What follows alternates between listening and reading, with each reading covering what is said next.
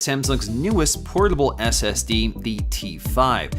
So this is replacing the T3, which is an SSD I've had before, so we're going to compare them side by side to see how they differ. Now this is a favorite among video creators who need a lot of fast storage for editing 4K video on the go. So this is a great option for people who need a fast scratch disk for video editing. Now the changes between the T3 and T5 really come down to three things. We get a new design that's all metal instead of a combination of plastic and metal. We also get a faster second generation USB 3.1 port and faster VNAND flash.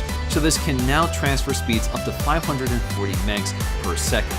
So once again, these drives are available in 4 capacities with very similar pricing to the T3 it's replacing.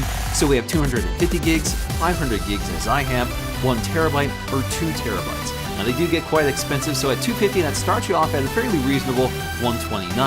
500 gigs is $200, 1 terabyte is almost $400, and 2 terabytes is almost $800. But if you're a Mac Pro user, you know that storage gets a lot more expensive than that if you want to build it in. Included with the drive are 2 USB cables. We have USB Type A to C and USB-C to C.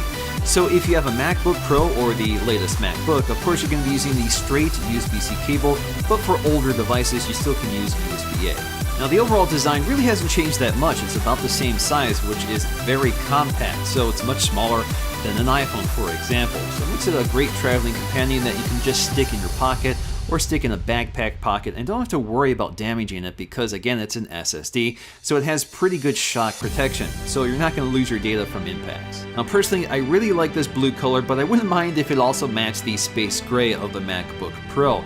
Now if you want the black color, you're going to have to go for the higher capacity, so 1 terabyte or 2 terabytes. The lower capacities come in blue. Now this is a metal unibody design, so it should be pretty durable. They even have chamfered edges along the side to give it a little of a more premium look.